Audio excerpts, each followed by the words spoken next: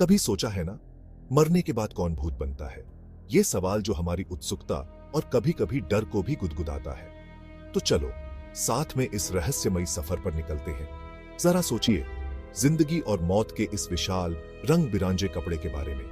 जिंदगी, जैसा कि हम जानते हैं, एक साथ बंधे हुए पलों की एक श्रृंखला है, हर पल का अपना रंग और बानाबात। और मौत, वो तो बस एक बादलव है, अलग अलग अस्तित्व के दायरे में जाने का एक दरवाजा। लेकिन हर कोई इस दरवाजे से आसानी से नहीं गुजारता। कुछ आत्माएं अपने जिंदगी के गहरे अनुभवों या जिन मोहमायाओं को वो छोड़ नहीं पाती, उन वजहों से खुद को सांसारिक दुनिया से बंधा हुआ पाती हैं। इन्हें ही कई संस्कृतियां भूत कहते हैं।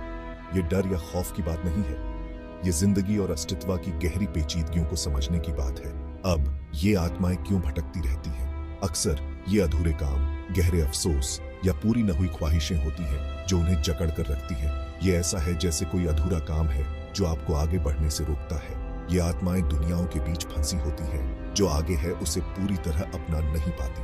लेकिन यहाँ एक दिलचस्प बात सोचने के लिए है।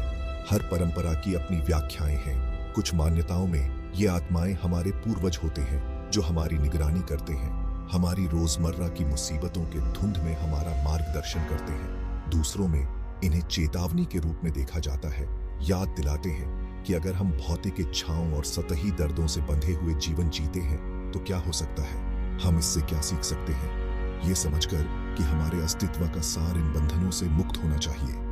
एक ऐसा जीवन जीने के लिए जो इतना भरा पूरा और पूर्ण हो, इतना क्षमाशील और अधूरे कामों के बेड़ी से मुक्त हो कि हम अपने अस्तित्व के अगले चरण में बिना बोझ के कदम रखने के लिए तैयार हों।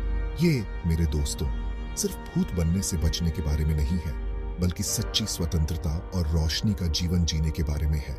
तो जब आप अपने रास्ते पर चलें तो याद रखें, आप जो चुनाव करते हैं, जिन मोह मायाओं को आप पकड़ कर रखते हैं और जो क्षमा आप देते हैं, न केवल दूसरों को बल्कि खुद को भी आपकी यात्रा को परिभाषित करते हैं।